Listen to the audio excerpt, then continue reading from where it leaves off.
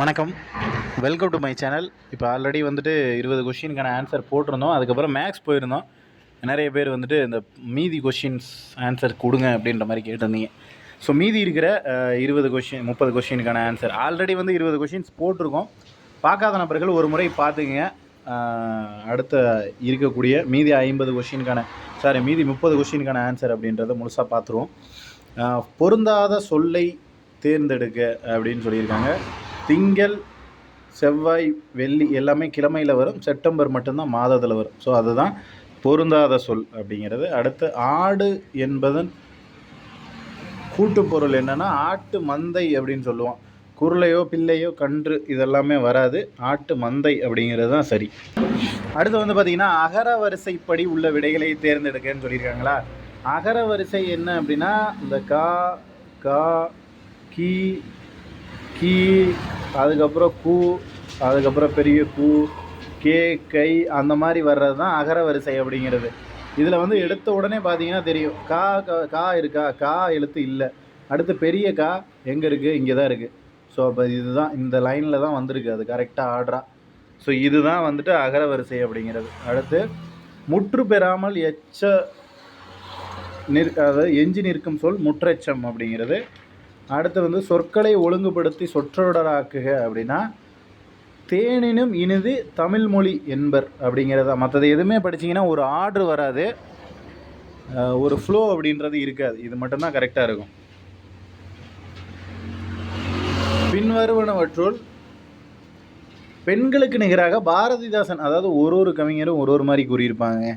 பெண்களுக்கு நிகராக பாரதிதாசன் யாரை குறிப்பிடுறாங்க அப்படின்னா மயில் இருக்குல்ல, இந்த மயிலை தான் பெண்களுக்கு இணையாக பாரதிதாசன் அவர்கள் குறிப்பிடுவது. அடுத்து வந்து கல்வியை போல செல்வம் டேஸ், அதாவது கேடில்லா செல்வம் வேறில்லை அப்படிங்கிறது தான் சரி.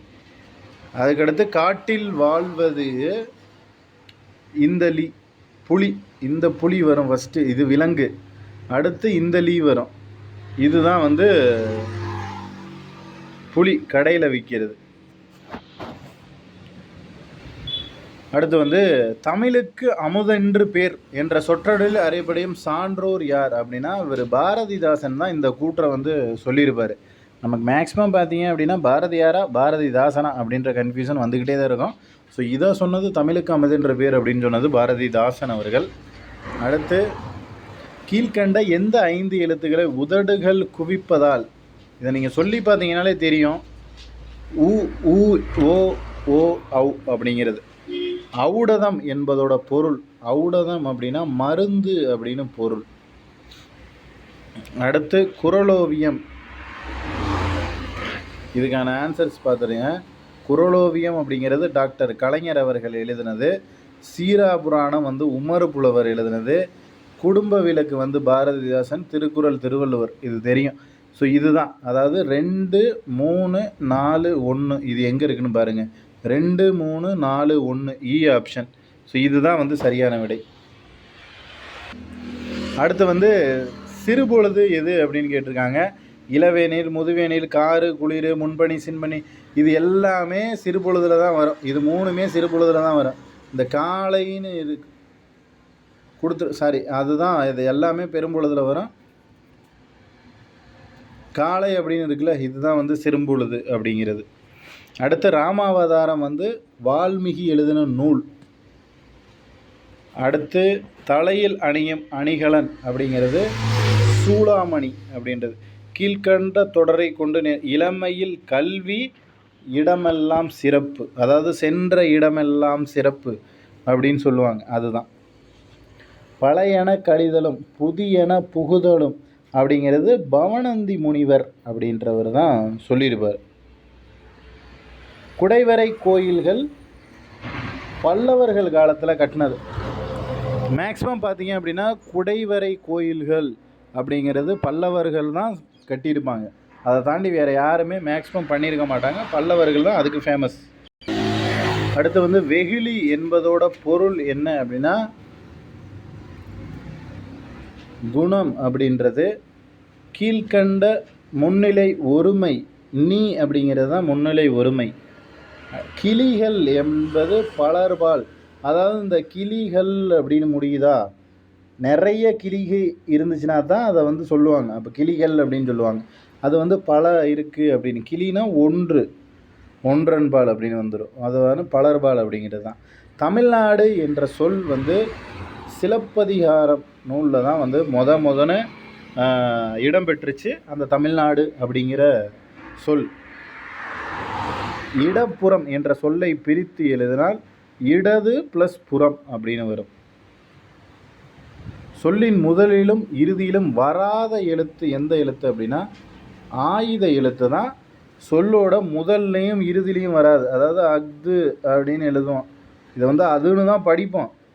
பட் இந்த மிடில் ஆயுத எழுத்து அப்படின்றது வரும். இதை தாண்டி கடைசியாக ஏதாவது ஒரு எழுத்து, அதாவது அதுன்னு எழுதி இங்கே 3 புள்ளியெல்லாம் போடவே மாட்டோம். ஆயுத எழுத்து இந்த இடத்துல வரவே வராது. ஸோ அதனால் மேக்ஸிமம் இந்த இடத்துல தான் வந்து சொல்லோட முதல்லையும் இறுதியிலையும் வராது அப்படின்றத தெரிஞ்சுக்கங்க. அடுத்து, தமிழை ஆட்சி மொழியாக கொண்டு செயல்படும் நாடு எது அப்படின்னு கேட்டிருக்காங்க. சிங்கப்பூரும் இலங்கையும் வந்து நமக்கு தமிழை ஆட்சி மொழியாக கொண்டு செயல்படுகிறது.